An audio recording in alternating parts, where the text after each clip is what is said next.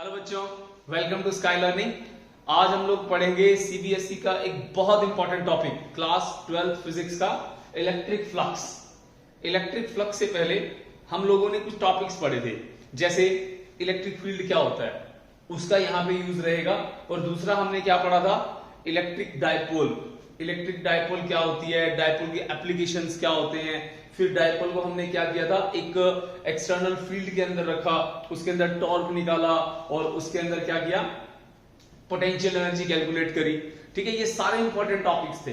तो आज हम एक नया टॉपिक पढ़ेंगे जो कि है इलेक्ट्रिक फ्लक्स, और ये बहुत इंपॉर्टेंट है। आप ऐसे कह सकते हो इसमें से क्वेश्चन नीट में, जेई में, सीबीएसई में, सब में, मतलब हर साल एक बार किसी एक पेपर में तो जरूर आता है। समझ में आ गया? तो आज इस टॉपिक को हम स्टार्ट करेंगे। इलेक्ट्रिक फ्लक्स, इसको रिप्रेजेंट करते हैं फाई से। ठीक है, ये लेटर होता है PHI, फाई। जैसे एंगल होता है ना, अल्फा, बीटा, गामा, फाई भी हम एंगल यूज करते हैं समटाइम्स, तो ये वही लेटर ऑफ फाई। तो नीचे E लगा दोगे, हो जाएगा electric flux.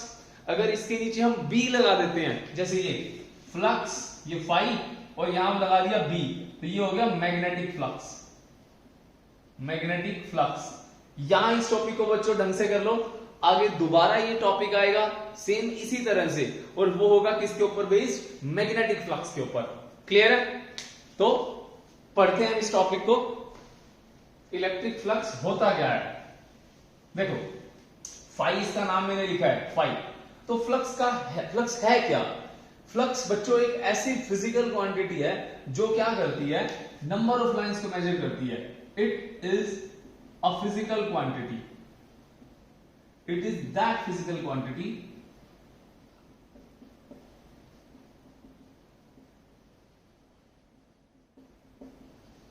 which measures the number of lines, number of electric field lines. Electric field lines, chapter electrostat है ना, तो electric field lines which measure the number of electric field lines passing through an area. ठीक है, किसी भी area को पास करती है। देखो अब मान लो ये कोई भी एक एरिया है, ये एरिया है, ठीक है, और ये मार्कर क्या है, एक इलेक्ट्रिक फील्ड लाइन है। ये ऐसे आ रही है, ठीक है, ये इसको इस तरह से क्रॉस करके जाएगी, ये टच करेगी ना यहाँ पे, इसको क्रॉस करके आगे की तरफ निकल जाएगी। तो ये क्या कर रही है, आप देखो यहाँ पे, ये इसके साथ 90 डिग्री का एंगल बना रही है। समझ में आ गया? तो यहाँ पे समटाइम्स किताबों में आपको लिखा मिलेगा कि जो सरफेस एरिया होता है उसके साथ ही क्या करती है, परपेंडिकुलर होती है। समझ में आ गया? 90 डिग्री का एंगल बनाती है। क्लियर है? और 90 डिग्री का एंगल जो बनेगा इसका, वो किसके साथ बनेगा, किसी भी सरफेस के प्लेन के साथ। प्लेन का मतलब क्या रहता है, उसके ऊपर, जैसे यहाँ पे। समझ में आ गया? प्लेन मतलब इसका जो XY प्लेन है, YZ प्लेन है, ZX प्लेन है, कोई भी प्लेन हो सकता है। ठीक है, अब ये इसके साथ क्या करिए, स्ट्राइक करिए। यहाँ पे ये है हमारे पास इलेक्ट्रिक फील्ड। अब इसमें एक टर्म आती है जिसको हम बोलते हैं एरिया, एरिया वेक्टर। ठीक है, एरिया वेक्टर।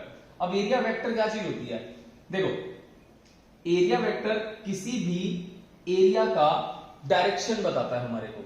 डायरेक्शन कैसे बताता है, अब देखो एरिया एक वेक्टर क्वांटिटी है, मतलब हम यहाँ पे ट्रीट करते हैं। आप लोगों ने क्लास 11th के अंदर जो क्रॉस प्रोडक्ट पढ़ा होगा, जैसे A क्रॉस B, ठीक है, vector product A cross B करके या वेक्टर प्रोडक्ट करके हम लोग एरिया कैलकुलेट करते थे।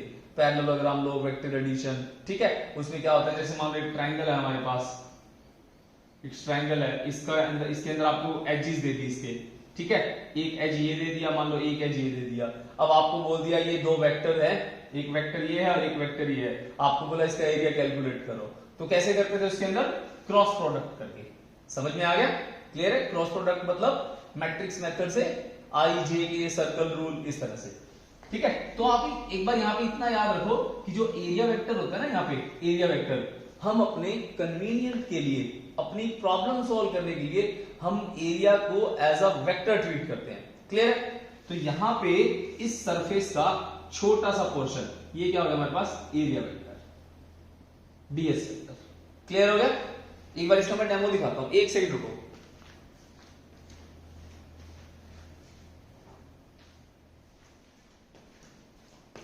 देखो ये क्यूब है ना, पजल सॉल्व करने वाला।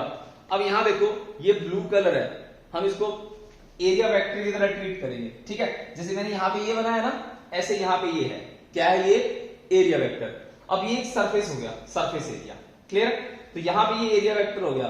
अब इसको अगर मैं आपकी तरह से बनाऊं, यहां से बनाता हूं, देखो ये परपेंडिकुलर हो गया इसके साथ, ठीक है, ये परपेंडिकुलर हो गया।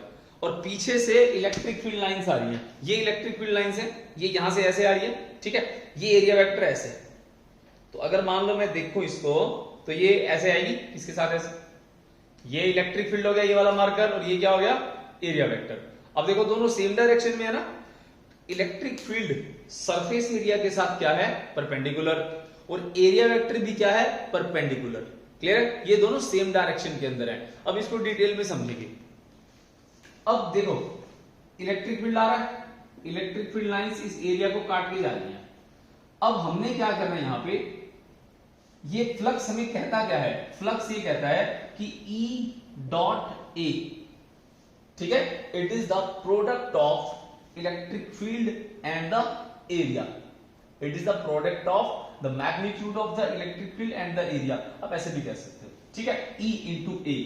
अब E डॉट A कैसे आया यहां पे, E डॉट A कैसे आया, ठीक है। अब E डॉट A का मतलब क्या होता है, E A cos theta, flux E A cos theta, ये इसका फॉर्मूला बन गया। अब यहां पे ये cos थीटा नाम की चीज कहां से आई। अब यहां पे देखो ये हमारे पास जो यहां पे ये जो मैंने शेप बनाई थी, एक स्क्वायर बनाया था, ये मान लो ये कोई भी आपके पास शीट है, मान लो इलेक्ट्रिक फील्ड मान लो ऐसे आया, देखना E cos थीटा कैसे आया, इलेक्ट्रिक फील्ड ऐसे आ रहा है, ठीक है। एरिया वेक्टर क्या होता है, एरिया वेक्टर किसी भी एरिया का छोटा सा पोर्शन और उसके साथ उसकी डायरेक्शन परपेंडिकुलर रहेगी। समझ में आ गया, क्या रहेगी, परपेंडिकुलर, समझ में आ गया। जैसे ये यहां पे ये एरिया है, एरिया वेक्टर, इसके साथ ये मार्कर एरिया वेक्टर की डायरेक्शन शो कर रहा है, तो ये कैसा रहेगा, इसके साथ परपेंडिकुलर, क्लियर हो गया। तो ये एरिया वेक्टर हो गया परपेंडिकुलर, ठीक है, और ये इलेक्ट्रिक फील्ड है E। अब जो इलेक्ट्रिक फील्ड और एरिया वेक्टर होते हैं ये एक दूसरे के अलोंग होते हैं। अब इलेक्ट्रिक फील्ड तो नीचे जा रहा है, अगर मान लो ये एंगल थीटा बन रहा है एरिया वेक्टर और इलेक्ट्रिक फील्ड में, तो इलेक्ट्रिक फील्ड का कंपोनेंट यहां बनेगा E cos theta, E cos theta, E cos theta into area vector, area, समझ में आ गया, E A cos theta, clear है। तो इसके सारे एरिया कंपोनेंट ले लिए हमने, सारे के सारे, तो E into A cos theta बन गया, क्लियर हो गया। तो ये फॉर्मूला आपको याद रखना है फ्लक्स का, E A cos थीटा। अब यहां पे जब भी ऐसा फॉर्मूला आ जाए तो वहां पे आपको 3 केस बनाने हैं। Case number 1, theta equals to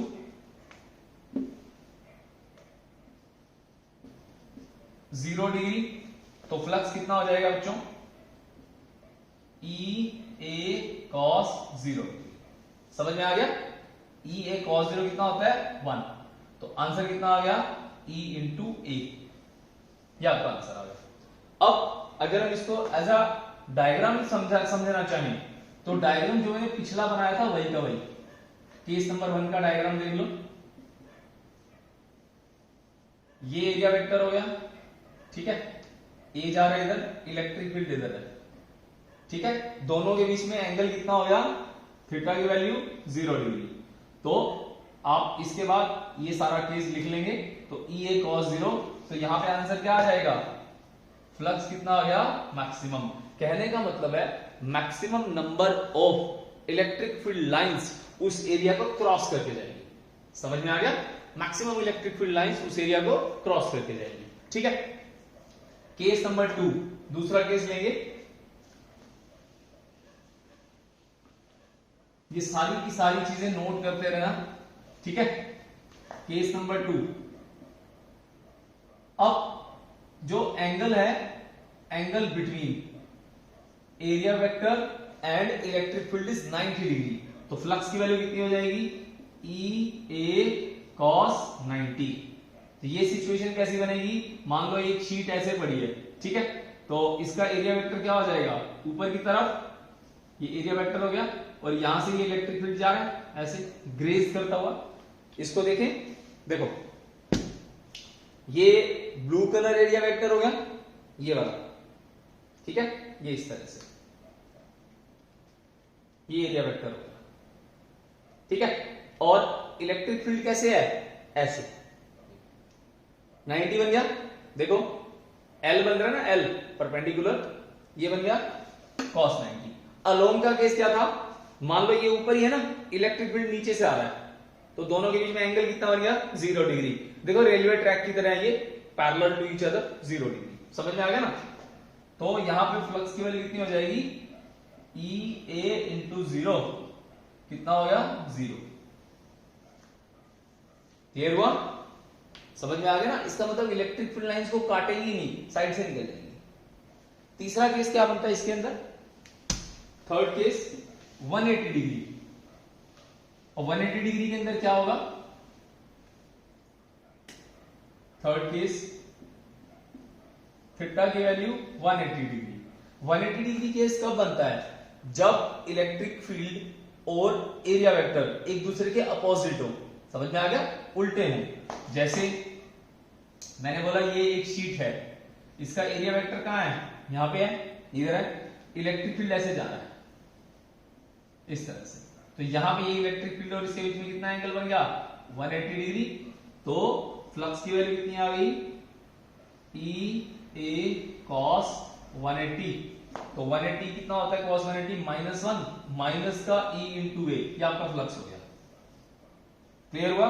तो ज्यादातर ये नेगेटिवली चार्ज बॉडी के अंदर रहता है, ठीक है। जैसे नेगेटिव चार्ज हो, मान लो ये एरिया वेक्टर ऐसे है, ठीक है, ये नेगेटिव चार्ज शीट है, तो इलेक्ट्रिक फील्ड लाइंस इसके अंदर आएंगी ना, तो इसको बोलते हैं रेडियल इनवर्ड या इनकमिंग फ्लक्स भी बोल देते हैं। समझ में आ गया ना। तो तीन केस समझ में आ गए, 0, 90, 180। अब हम इसके बारे में थोड़ा सा पढ़ते हैं कि इसके यूनिट क्या रहते हैं। फ्लक्स का फॉर्मूला क्या पता लगा हमें, E इंटू ए, ठीक है, E इंटू ए। फ्लक्स क्या है, E इंटू ए कॉस थीटा, ये फॉर्मूला है। ऐसा यूनिट क्या होंगे इसके, ऐसा यूनिट वेबर, समझ में आ गया, वेबर। या इसको आप ये ध्यान में ना आए तो आप इसको ऐसे भी लिख सकते हो, कई बार क्वेश्चंस दिए होते हैं इस टर्म्स के अंदर कि flux is this, sometimes weber नहीं लिखा होगा, न्यूटन मीटर स्क्वायर पर कूलम ऐसे लिखा होता है।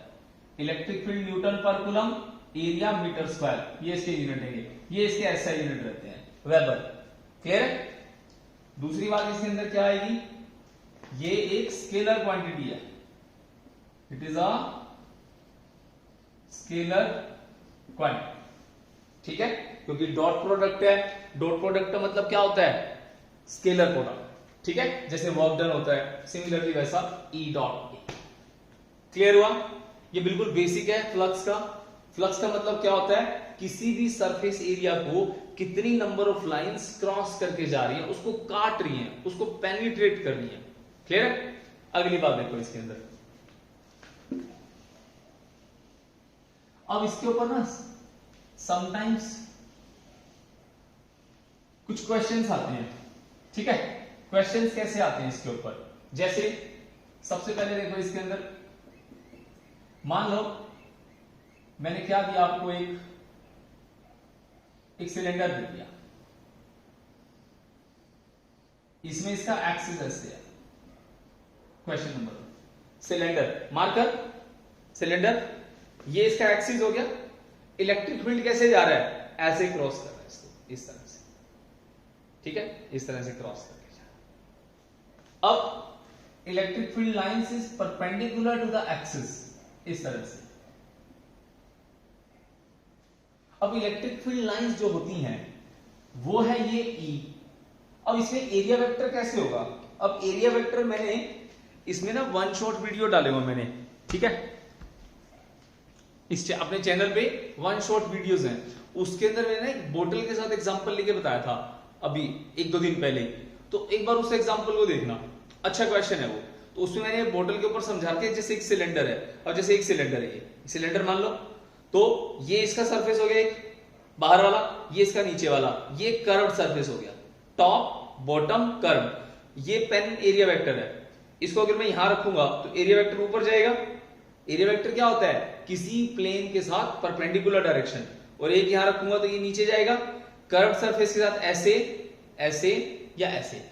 क्लियर हुआ? याद रखना इसको।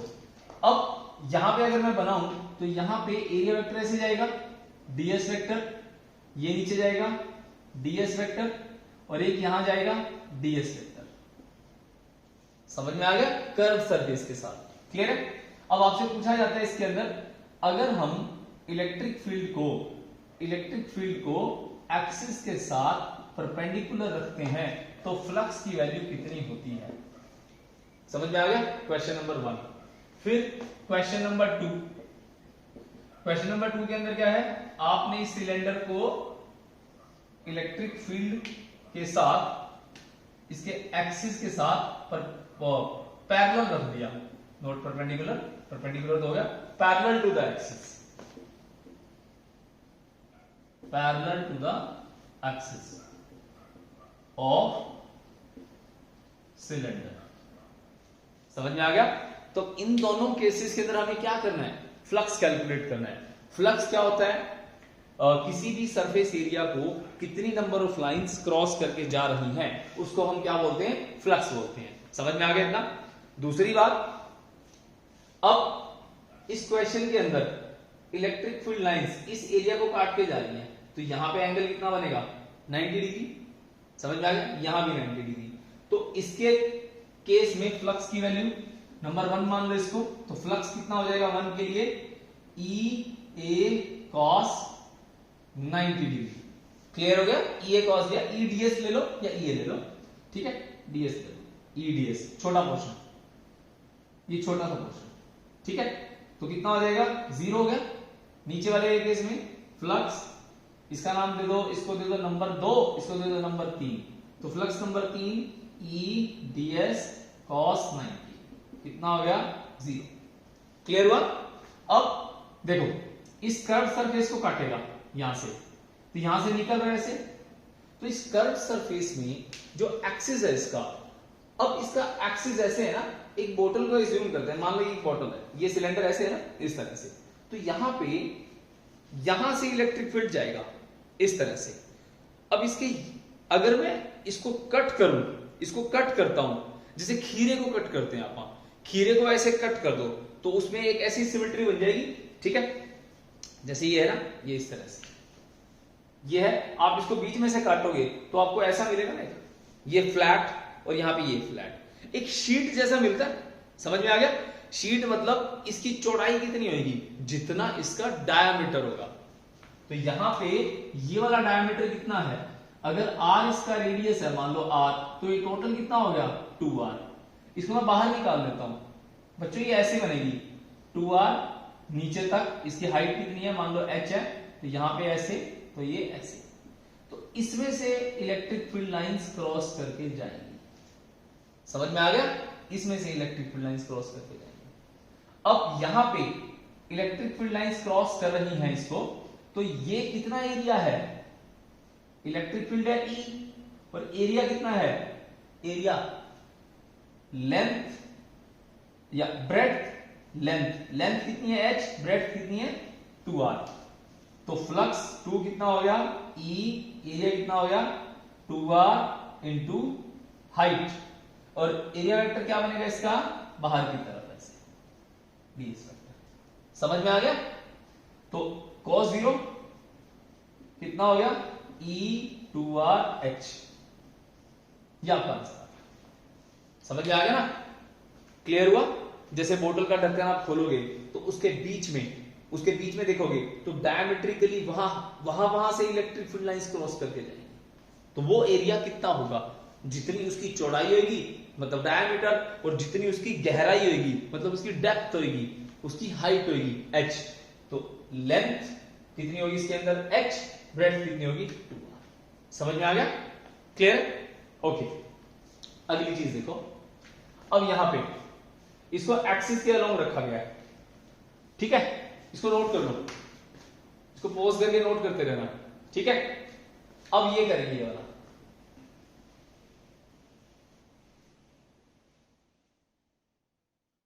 बहुत आसान क्वेश्चन है ये, बहुत बार पूछा गया है ये सीबीएसई के अंदर, काफी बार पूछा गया इस तरह का क्वेश्चन। तो सिलेंडर हमने ऐसे रखा, ठीक है। अब यहां पे इसका एरिया वेक्टर कैसा रहेगा, एक यहां रहेगा ds वेक्टर, एक यहां रहेगा ds वेक्टर, और एक यहां रहेगा ds वेक्टर। इलेक्ट्रिक फील्ड ऐसे जा रहा है, ठीक है, ये इलेक्ट्रिक फील्ड है। ये क्वेश्चन हो गया। अब इसका सॉल्यूशन करते हैं। अब इसके अलाउंग जैसे ढोलक नहीं थी, ढोलक देखी होगी, इसका एक ही मेम्ब्रेन है, एक ही मेम्ब्रेन है। जैसे राइट हैंड का मेम्ब्रेन ये वाला, इसका एरिया वेक्टर क्या जाएगा, प्लेन के परपेंडिकुलर, ये वाला प्लेन के परपेंडिकुलर, और ये जो लकड़ी होती है वुडन, इसके ऊपर ये वाला। समझ में आ गया ना, सेम वही चीज बनाई है। अब यहां पे इलेक्ट्रिक फील्ड ऐसे है तो ये एंगल कितना बन गया 180, यहां पे इलेक्ट्रिक फील्ड इसके अलोंग है तो थीटा कितना बन गया 0 डिग्री, और यहां पे कितना हो गया, इलेक्ट्रिक फील्ड ऐसे है 90 डिग्री। क्लियर हुआ। अब ये नंबर 1, नंबर 2, नंबर 3, ठीक है। तो फ्लक्स किसकी वजह से है, 1 की वजह से, 2 की वजह से, 3 की वजह से। क्लियर है। तो फ्लक्स का फॉर्मूला क्या होता है, EDS, तो फ्लक्स EDS 1 के लिए cos 180 डिग्री, क्लियर हुआ, प्लस सेकंड के लिए EDS cos 90 degree, cos 90, third के लिए EDS cos 0 डिग्री। एंगल देखने आपको, बस कुछ नहीं करना, ठीक है। तो EDS cos 180 -1 minus EDS plus cos 90 कितना होता है, EDS 0, cos 90 0 तो 0, प्लस EDS cos 0 1, EDS से EDS कट गया, प्लस 0 कितना हो गया 0, तो फ्लक्स कितना हो गया बच्चों 0। समझ में आ गया। सिलेंडर के देखो ये एक मार्कर है, ठीक है।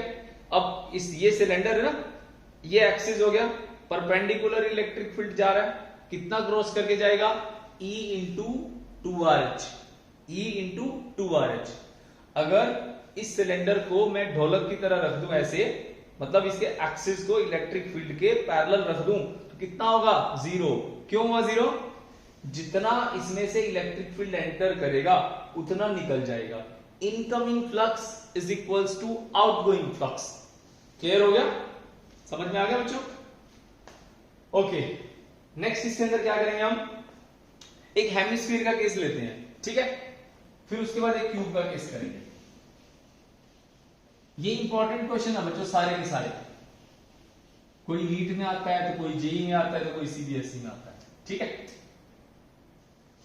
अब एक हेमिस्फीयर का केस कर लेते हैं।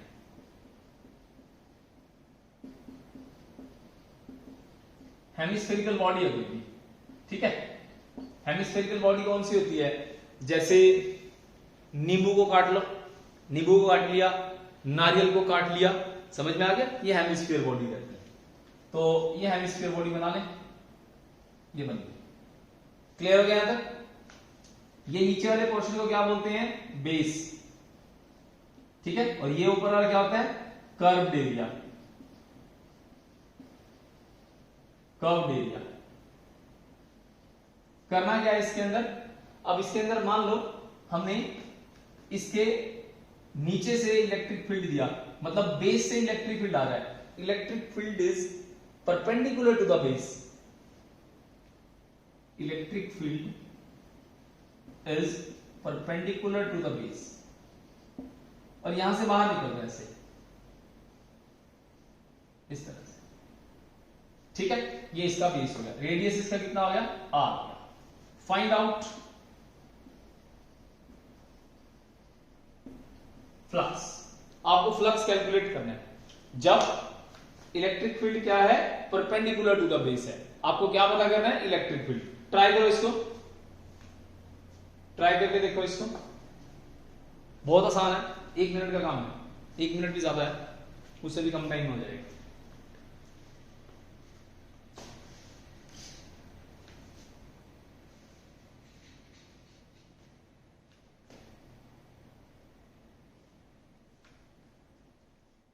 देखो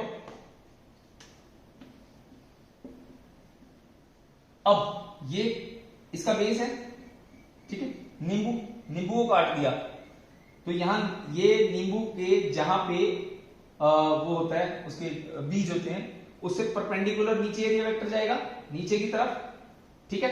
ये एरिया वेक्टर नीचे की तरफ और इसके लिए क्या जाएगा, ऊपर की तरफ, ठीक है। अब यहां से इलेक्ट्रिक फील्ड लाइंस जा रही हैं, ये अब यहां से इलेक्ट्रिक फील्ड लाइंस इसको क्रॉस करके जाएंगी।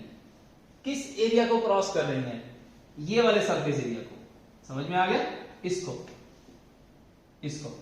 और हमें क्या दिखाया गया है, ऊपर से बाहर जा रही है, इस तरह से, क्लियर हो गया। यहां से क्रॉस करेंगी, ऊपर से जाएंगी, तो फ्लक्स की वैल्यू कितनी हो जाएगी, E इंटू एरिया, ठीक है, cos 0 E इंटू एरिया। तो इसका एरिया कितना होगा, ये इसका एरिया, ये कौन सा है, सर्कल, तो E इंटू पाई आर का स्क्वायर। समझ में आ गया, कहां से क्रॉस कर रहा है, इसके बेस से, क्लियर हो गया। तो E into pi r square, जो इसका बेस का सरफेस एरिया रहेगा, क्लियर हो गया, ठीक है। फिर समटाइम्स बोलते हैं, इसके अंदर एक और केस दिया है, case number 1, case number 2। Electric field जो है वो इस तरह से जा रहा है, ठीक है, इसको क्रॉस करता हो जाए, पैरेलल टू द बेस कह लो इसको,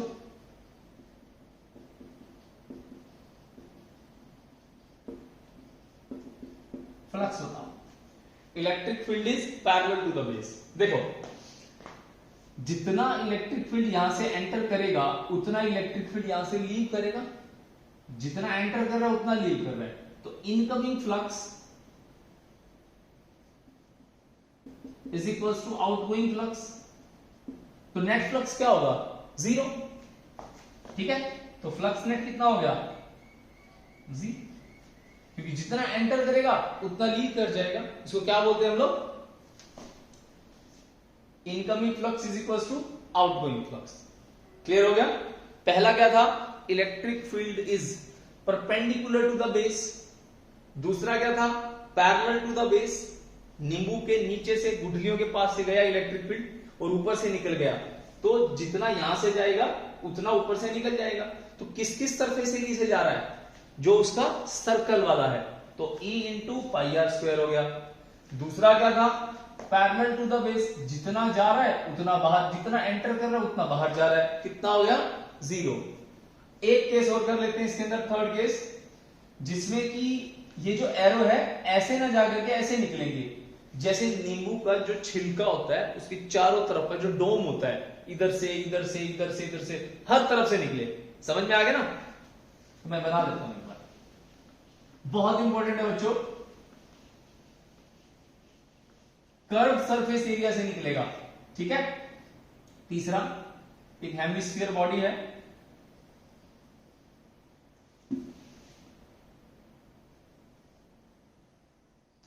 यहां से ऐसे यूं इस तरह से यहां से निकल रहा है, ऐसे एरो देखे ना, पहले वाला क्या था, सीधा सीधा, अब कैसा है, जैसे छिलका होता है नींबू का या नारियल का, उसके सारों से निकल रहा है, रेडियस है r, बिल्कुल आसान है। पहले वाले में क्या लिया था अपन ने, ये वाला एरिया लिया था, अब कौन सा लेंगे, छिलके वाला एरिया, चारों तरफ का एरिया, तो क्या बोलते हैं उसको, कर्व सरफेस एरिया, समझ में आ गया ना।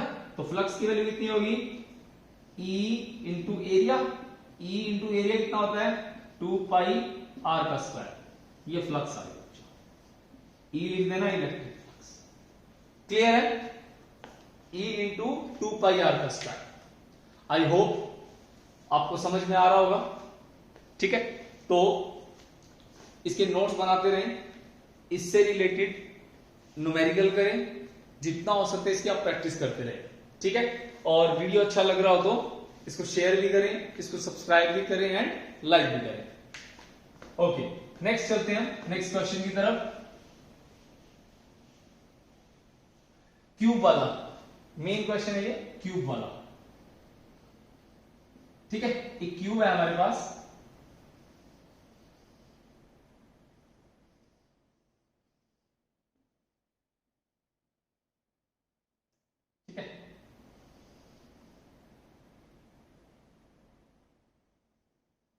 इस तरह से दोबारा बनाएंगे।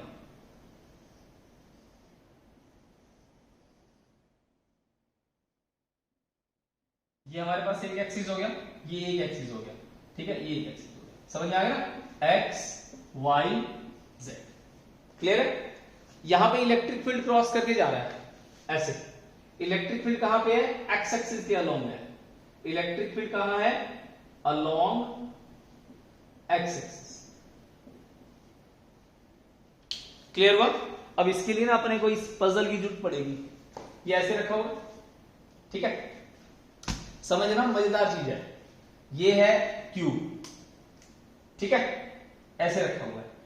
अब देखो ये हाइट है, एक ये एक्सिस हो गया, एक्स एक्स वाई, जेड अंदर गया ना, समझ में आ गया, जेड अंदर की तरफ, इसकी गहराई है, गहराई इसकी जो डेप्थ है अंदर की तरफ, तो ये क्रॉस सेक्शन हो गया, ये तुम्हारी तरफ 1 2 3 4 5 6 फेस हो गए इसके, तो एरिया वेक्टर कितने हो गए, 6 हो गए, 1 2 3 4 5 6, क्लियर हो गया। तो इलेक्ट्रिक फील्ड कहां है, एक्स के अलोंग है, तो ये देखो अगर मैं इसको ऐसे रखूं, ये कौन सा फेस है, राइट, राइट है ना, ये कौन सा हो गया, लेफ्ट। इलेक्ट्रिक फील्ड का इसके साथ और इसके साथ, देखो ये हमारा एरिया वेक्टर हो गया, डीएस वेक्टर, ध्यान से रखिए ना, डीएस वेक्टर, ये वाला हो गया डीएस वेक्टर, और इसका डीएस वेक्टर हो जाएगा यहां पे, ठीक है। अब इसका डीएस वेक्टर ऊपर, ये नीचे, समझ में आ गया, ऊपर नीचे, आपकी तरफ, बोर्ड की तरफ, ठीक है ना, पीछे की तरफ, और मेरी तरफ, ये उधर की तरफ, तो ये वाले उधर, ठीक है, राइट फेस, और ये कौन सा है, लेफ्ट फेस।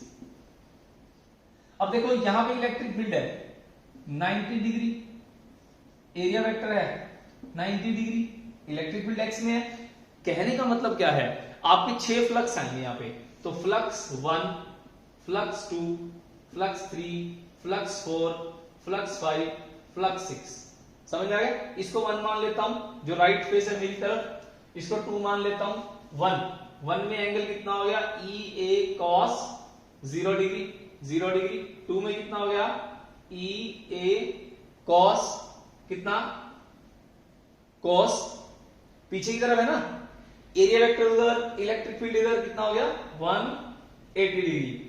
तीसरे में अब ये कौन सा लें, देखो ये 1 2 3 ये ले लो, ये वाला 4 नीचे वाला ले लेंगे, तो ये वाला एरिया वेक्टर, इलेक्ट्रिक फील्ड इधर, ई ए कॉस 90 डिग्री, नीचे सेम ई ए कॉस 90 डिग्री, 90 डिग्री क्यों, इलेक्ट्रिक फील्ड मेरी तरफ है, एक्स की तरफ, और ये कौन सा है आपके पास, वाई एक्सिस या जेड एक्सिस, ठीक है। फिर एक ये बच गया आपके पास 1 2 3 4, फिर ये वाला 5, पीछे वाला 6, 5 ई ए, देखो area vector, electric field, area vector, electric field 90, L बन रहा है ना, कॉस 90,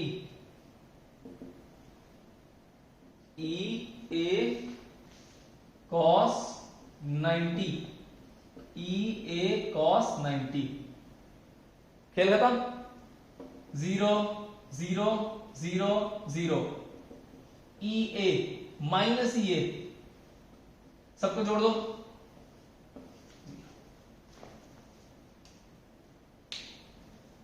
समझ में आया। अब इससे रिलेटेड एक क्वेश्चन है, ठीक है, जो कि देख लो पहले, इससे रिलेटेड एक क्वेश्चन है जो कि एनसीईआरटी के अंदर है, समझ में आ गया। मैं आपको क्वेश्चन लिख देता हूं, आप उसको ट्राई करना, इसको नोट कर लो, स्क्रीनशॉट ले लेना या इसको नोट करते रहना।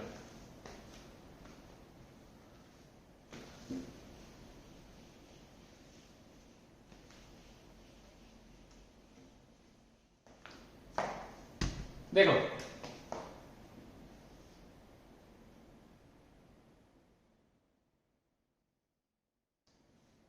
सेम बनाऊंगा दोबारा वही का वही डायग्राम, बस उसमें थोड़ा सा मैं लेंथ चेंज कर दूंगा, जैसे यहां पे ये हो गया एक्स एक्सिस, इसको थोड़ा सा एक्सटेंड कर देंगे हम लोग, ऐसे यहां पे ये ऐसे कर दिया, वाई एक्सिस ठीक है, क्लियर हो गया। ये ओरिजिन है, यहां से इसकी दूरी कितनी है a, ये दूरी कितनी है a, और ये डेप्थ कितनी है a, और ये अंदर का कितना है a। क्लियर हो गया ना। क्यूब है हमारे पास ये। इलेक्ट्रिक गिवन क्या है, given electric field x is equals to alpha x power 1/2, electric field y, electric field z 0, electric field y, electric field 0। समझ में आ गया ना। इलेक्ट्रिक फील्ड y एक्सिस में और z एक्सिस में कितना 0 दे रखा है। करना क्या है आपको, फाइंड फ्लक्स। एनसीईआरटी का क्वेश्चन है, ठीक है। सॉल्यूशन एनसीईआरटी में दे भी रखा है, सोल्ड एग्जांपल है, और उसमें दो बातें पूछी हुई हैं जो अगली गॉस थ्योरम से रिलेटेड है। बहुत इंपॉर्टेंट टॉपिक है अगला, ठीक है। तो आपको क्या निकालना है, फ्लक्स कैलकुलेट करना है, पहला पार्ट। दूसरा पार्ट उसका जब ये क्वेश्चन हम आप कर लोगे, फिर जब मैं नया कॉन्सेप्ट कराऊंगा फिर आप उसको ट्राई करना। समझ में आ गया। तो आपको करना क्या है, इसका फ्लक्स निकालना है। अगर इसका आंसर देखना है एनसीईआरटी खोल लो, नहीं तो इसके डिस्क्रिप्शन में एक लिंक दे दूंगा मैं, और वहां से आप ले लेना, वो इसका सोल्यूशन रहेगा। वो सीधा इसी चैनल पे शॉर्ट्स का है, या तो आप डायरेक्ट शॉर्ट्स में चले जाना, स्काई लर्निंग के अंदर शॉर्ट्स में चले जाओगे तो उसमें आपको इसका सोल्यूशन मिल जाएगा। बहुत अच्छा क्वेश्चन है ये, कई बार जेईई के अंदर पूछा गया है, ठीक है। प्रीवियस ईयर्स में देखोगे, सीबीएसई में देखोगे, नीट में देखोगे, ये क्वेश्चन इस तरह के काफी बार पूछे गए हैं। आई होप आपको ये वीडियो समझ में आ गया होगा। समझ में आ गया अच्छे से। ऑल द वेरी बेस्ट, पढ़ते रहे।